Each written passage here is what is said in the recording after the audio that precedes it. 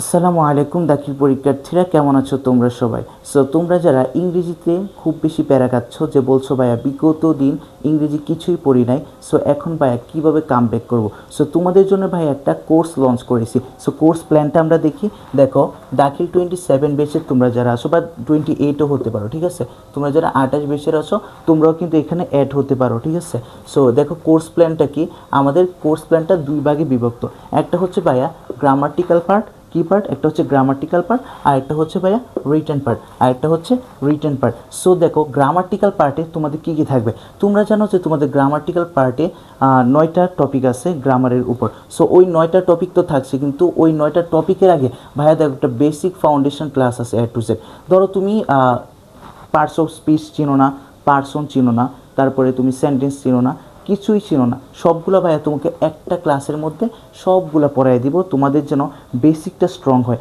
যখন তোমার basic strong হয়ে যাবে, তখন ভাইয়া যাবো হচ্ছে গ্যাপ ফিলিংয়ে। তখন তোমাকে গ্যাপ ফিলিংটা এত সুন্দর করে দিব যে তুমি অর্থ যদি না বুঝো, তারপরও তুমি 10টার মধ্যে পাঁচটা আনসার করে দিতে পারবে। কারণ গ্যাপ ফিলিংয়ে 10টার মধ্যে 5টা আনসার করার কোনো ব্যাপারই না, যদি তোমার বেসিক ফাউন্ডেশন ঠিক থাকে। বুঝতে পেরেছো? তাহলে গ্যাপ ফিলিং শেষ করব। তারপরে সাবস্টিটিউশন টেবিল, এটাও ভাইয়া তোমার বেসিক যদি ঠিক থাকে, তাহলে এটাও তুমি খুব ইজিলি আনসার করতে পারো, 5-এ 5 অ্যানসিওর করতে পারবা। বুঝতে পেরেছো? তারপরে দেখো রাইট ফর্মস অফ ভার্ব থাকবে। তুমি দেখো রাইট ফর্মস অফ ভার্ব কোন জায়গায় কোনটা বসাবা তুমি বুঝতে পারো না। হ্যাঁ, কোন জায়গায় পাস্ট টেন্স হবে ওই জায়গায় তুমি প্রেজেন্ট টেন্স বসাই দিয়ে আসো, যে জায়গায় ফিউচার টেন্স হবে ওই জায়গায় তুমি কী করো, ওই জায়গায় তুমি আবার পাস্ট টেন্স বসাই দিয়ে আসো।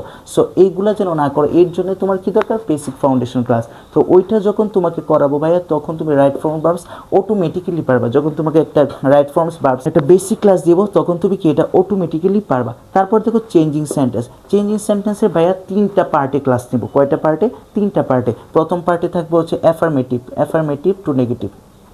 প্রথম ক্লাসে থাকবে অ্যাফার্মেটিভ টু নেগেটিভ থাকবে প্রথম ক্লাসে, অ্যাফার্মেটিভ টু নেগেটিভ। তারপরে ক্লাসে থাকবে হচ্ছে ভাইয়া তোমার assertive two exclamatory, assertive two imperative, assertive তোমার ইন্টারোগেটিভ, এগুলো থাকবে। তারপরে থাকবে হচ্ছে তোমাদের সবচেয়ে বেশি সমস্যা যেটা কমপ্লেক্স, কম্পাউন্ড এবং সিম্পল কমপ্লেক্স কম্পাউন্ড। এই 3টা টপিক এই চেঞ্জিং সেন্টেন্সের এই 3টার উপরে ক্লাস থাকবে। তারপরে দেখো চেঞ্জিং সেন্টেন্স শেষ করে আমরা যাব ট্যাগ কুয়েশনে। কোথায় যাব? ট্যাগ কুয়েশন তো একদম ইজি, তাই না? এটা একটা ক্লাস দিলেই তোমাদের শেষ হয়ে যাবে। তারপরে দেখো কানেক্টরসও ভাইয়া অনেক ইজি, যদি তোমাকে সঠিক গাইডলাইন কেউ দিতে পারে, ইনশাল্লাহ ভাইয়া তোমাকে সেই গাইডলাইনটা দিব এবং তুমি ভালো করবা। তারপরে দেখো সাফিক্স অ্যান্ড প্রেফিক্স। এটা ভাইয়া গ্যাপ ফিলিং যদি তুমি ভালোভাবে শিখো, সাফিক্স অ্যান্ড প্রেফিক্স এটা আরও সহজ। বুঝতে পেরেছো? এটা আরও সহজে তুমি শেষ করতে পারবা। তারপরে হচ্ছে প্রিপোজিশনের ভাইয়া তোমাকে একটা ক্লাস দিব। আর কিছু অ্যাপ্রোপ্রিয়েট প্রিপোজিশন তোমাকে সব মুখস্থ করতে হবে না ভাইয়া, 400+ অ্যাপ্রোপ্রিয়েট প্রিপোজিশন দিব। এইখান থেকে বিগত বছরে কমন পড়েছে এবং তোমাদেরও কমন পড়বে ইনশাল্লাহ। তারপরে দেখো পাঞ্চুয়েশন অ্যান্ড ক্যাপিটালাইজেশন, এটা একদম ইজি টপিক, এটা তোমরাও জানো, তোমরা এমনিতে পারো, ঠিক আছে? সো এই যে ক্লাসগুলা, এখানে হচ্ছে তোমাদের গ্রামাটিক্যাল হচ্ছে ফাংশন হচ্ছে 9টা ক্লাস পাবা, প্লাস পাবা হচ্ছে একটা বেসিক ক্লাস। টোটাল কয়টা ক্লাস পাচ্ছ ভাইয়া? 10টা ক্লাস পাচ্ছ। কয়টা? 10টা ক্লাস তুমি পাবে। 10টা ক্লাস তুমি এখানে পাচ্ছ, তুমি শুধু গ্রামাটিক্যাল পার্টের 10টা ক্লাস পাচ্ছ। তারপরে দেখো তোমার তো এখানে রিটেন ক্লাস আছে, তাই না? রিটেন ক্লাস কেন ভাইয়া? দেখো 10টা master class of written, 10 master class of written.